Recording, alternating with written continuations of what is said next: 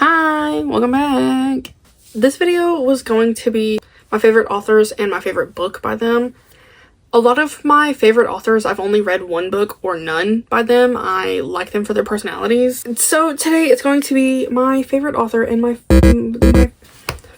Today it's going to be my favorite author and all of her books. I think we're gonna go in publication order. If you have seen me on your TikTok, chances are I was talking about Avina. Chances are I was talking about Avina St. Graves. Back in 2020, when I first got my Kindle, I got really into dark romance. One of the first ones I read was Death's Obsession.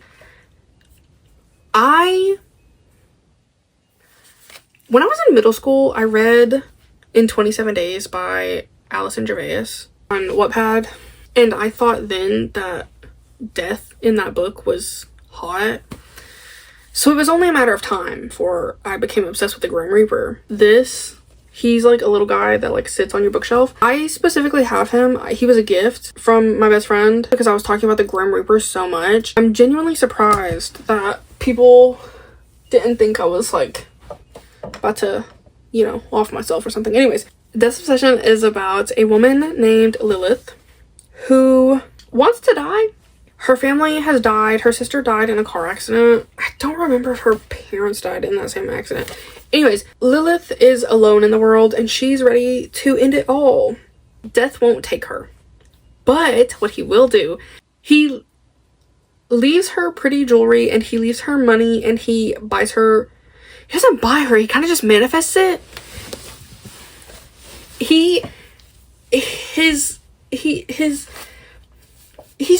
I love Latham. He is actually perfect. Is he a Grim Reaper? Yes. Would I? I can't say that. I don't really care about my digital footprint because like life is not that serious. I really genuinely don't care. Is he the Grim Reaper? Yes. Would I sleep with him? Also yes. I'm sorry. Sue me, he's hot. He's got shadows. I have character art that I would love to show for each of these books. I would get flagged immediately.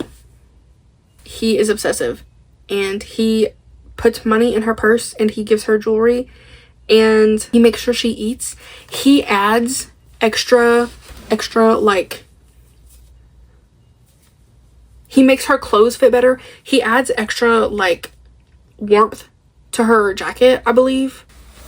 She gets tag teamed by him and his shadow. Just saying. I need him. This next one. Oh, I could talk about this book every day for the rest of my life until I die, and it still wouldn't be enough. I need everybody on the planet who is over the age of 18 to read this book because it means so much to me. I kind of go crazy about it every time. Skin of a Sinner by Avina St. Graves might objectively be the best book that has ever been published. If you don't like this book, you're wrong. Roman Riviera, it pains me every day that I am alive that he's not a real person. This is a second chance. Childhood friends to lovers to strangers to lovers. The book opens with him apologizing for waking her up because he is in the middle of taking out her foster family, her abusive foster family. It's deserved, I'm just saying. He apologizes. First sentence, "I'm sorry, princess, I didn't mean to wake you." He's literally apologizing to her for waking her up in the middle of the night because he's being a little too loud while he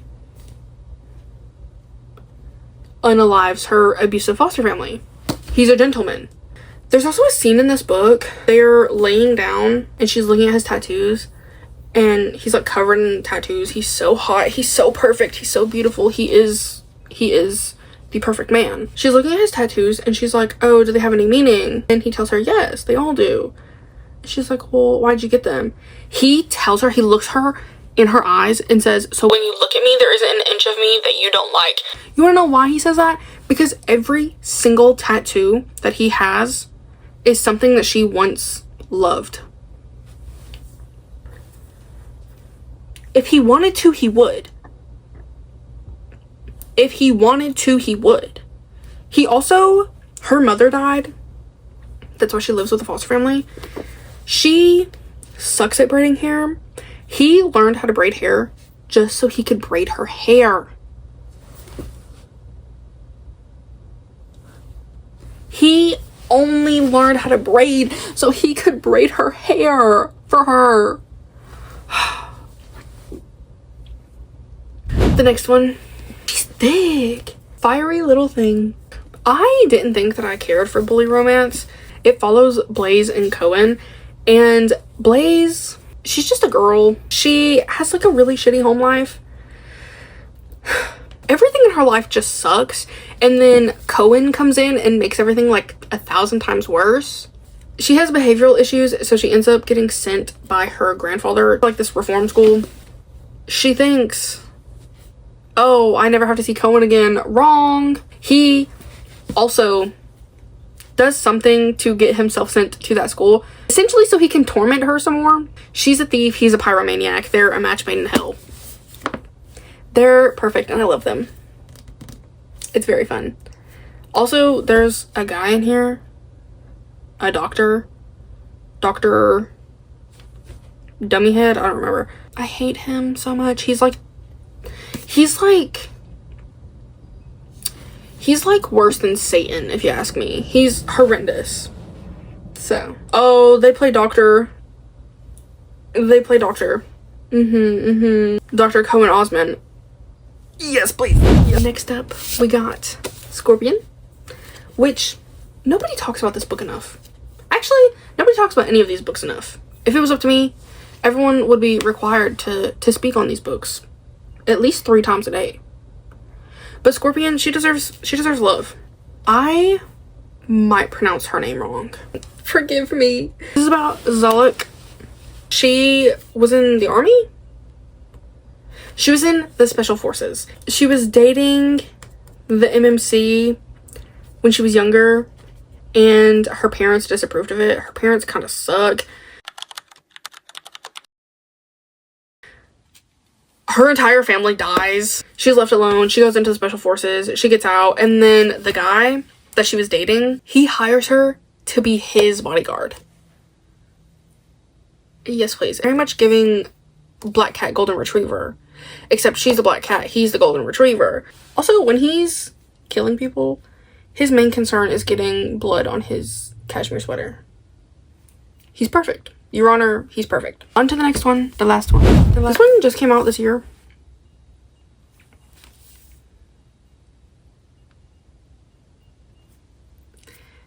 The Saltwater Curse.